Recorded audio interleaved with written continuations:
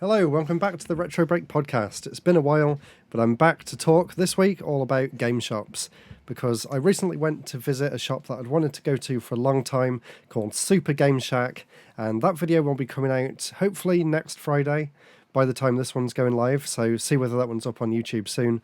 But while I was there, I thought it was an incredible shop, and it got me thinking, what actually makes a good game shop, and what would I like to see in a really good retro game shop? So I've got a few notes here, and I also asked on Twitter and over on YouTube what some of you guys think makes a good game shop as well. So let's get straight into it, shall we? So the first thing that I had on the list here of what makes a good game shop is knowledgeable and friendly staff.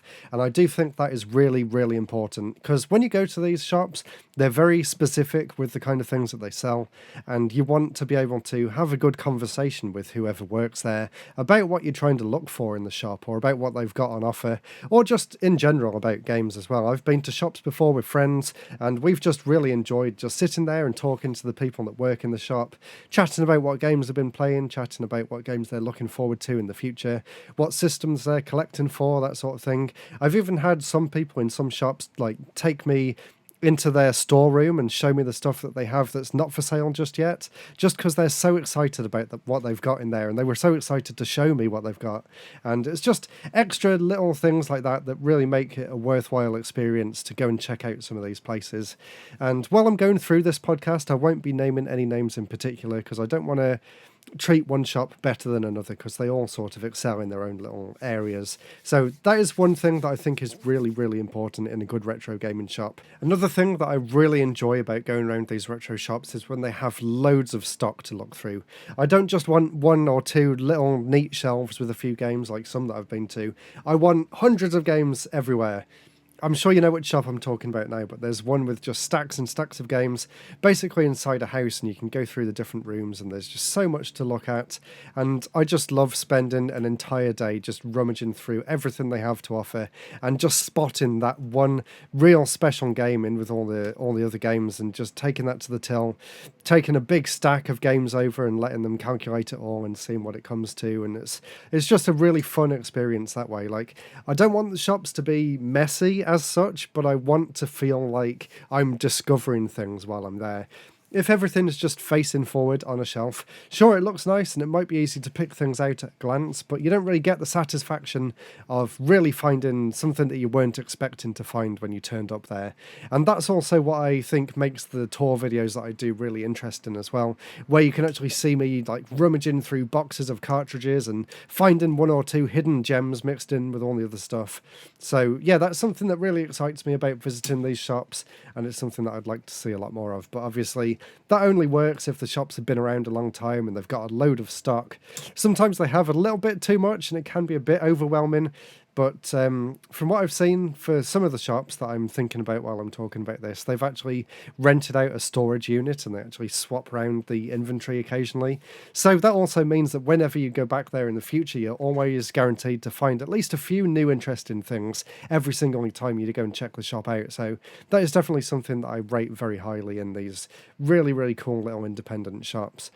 Of course, good prices are very important, and also if the shopkeepers are friendly and if you get to know them, they might even do some deals and some discounts as well, which is something that I've pretty much got every single time that I've been shopping in these places. I usually take a big stack of games to the counter and they add it all up for me.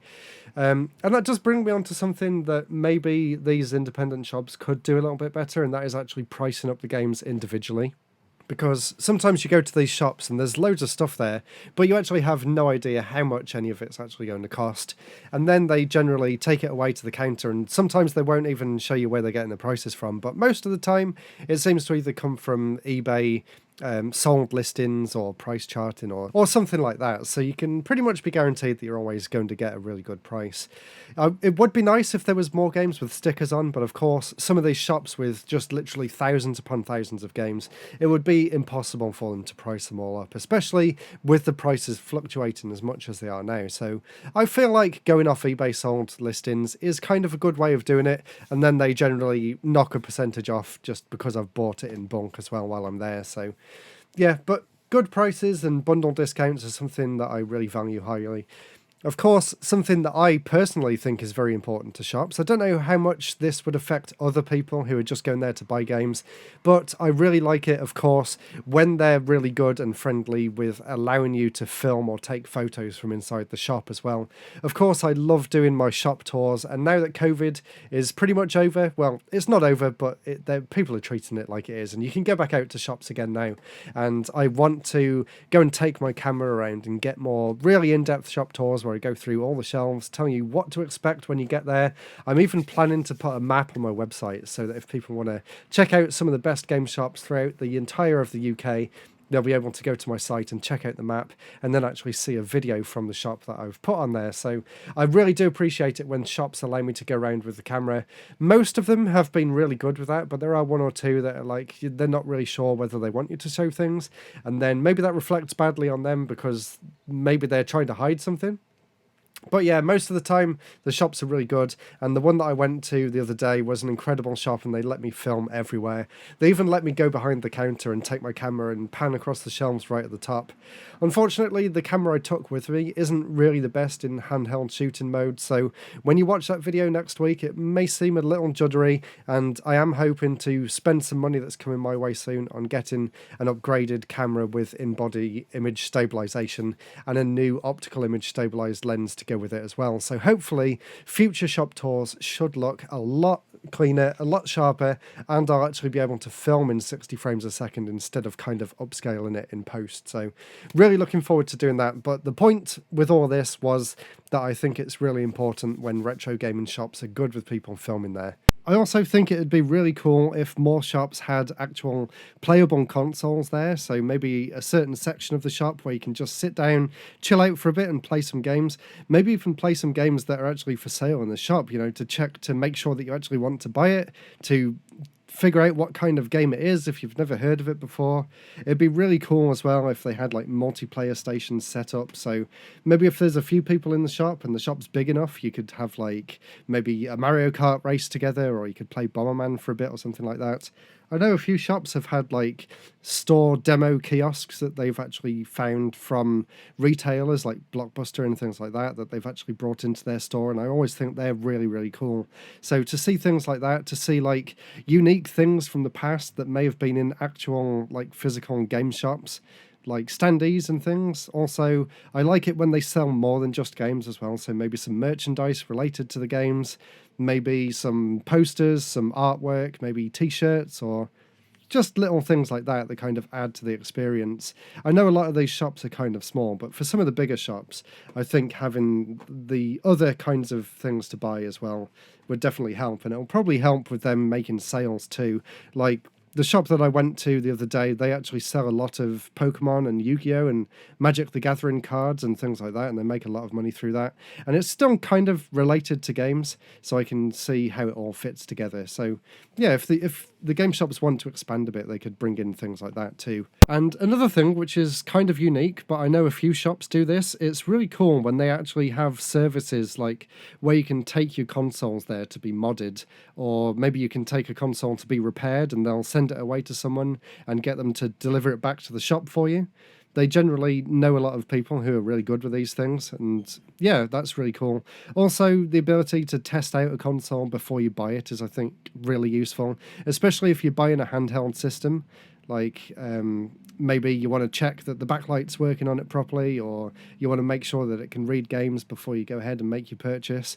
So being able to actually test the things that you buy before you make your purchase, or just test out a few different things to see which one you want. Maybe one's a bit better quality, or not got scratches on it or something. So to be able to see things that are for sale before you actually purchase in your own hands, I think is really important, and that's not something you can do online either. So that is something that's really specific to a physical store location too. Also, I think it's really important that they actually know the prices of the games and they know how to get to the games too, because I've been in some game shops in the past where I've asked how much something is and they have no idea, and then I have to spend like 10 minutes while they're phoning up their manager to try and find out what the price is. Or I've even been to one game shop, and this was a really terrible thing. So they had some games in the cabinet, and there was one that I was really excited about and I really wanted to buy it, and I went to the counter and asked them how much it was, and they ummed and ahed about about it for a bit, and then they basically told me, yeah, we decided we don't want to sell it because it might be worth more in the future. So that is not a way to run a shop. I've also been to a shop where they bragged about having multiple copies of rare games that they're not going to sell. They're just going to keep them and wait for the price to go up. And they literally had them on display at the back of the shop and they weren't selling them to anyone. Like, if you're going to do that, at least keep it to yourself because it's just bad business. So yeah, make sure that everything that's in the shop is actually for sale, and don't be flustered when someone asks you whether it's for sale or not either. People want to go to a shop and be able to actually buy the things that they see there. Now, next is something that's really important if you actually want people to be able to find the shop in the first place, and that is the fact that I think they should have a good online presence.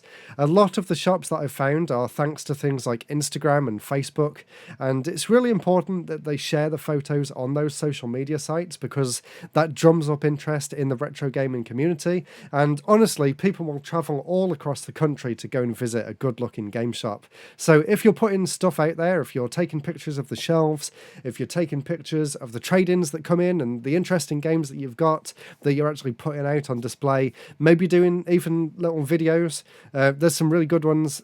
Entertainment World does really good videos over on Facebook, and I really like the way he actually goes around and presents them, so he's actually part of the videos as well. It makes it feel a lot more personal, and of course a lot of these shops are run by independent people as well.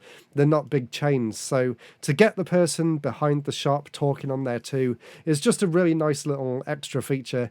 And then when you do meet them in person, you kind of feel like you have something to talk about as well, because you might have seen some of their posts on social media. So I think having things like a Facebook page, a Instagram page, maybe even a TikTok or a YouTube channel, and get out there on Twitter as well. There's a big retro gaming community over on Twitter. So to be visible to all of these people is really important if you want people to actually make the effort to come and check your shop out. And it kind of gives people an idea of what to expect when they get there as well.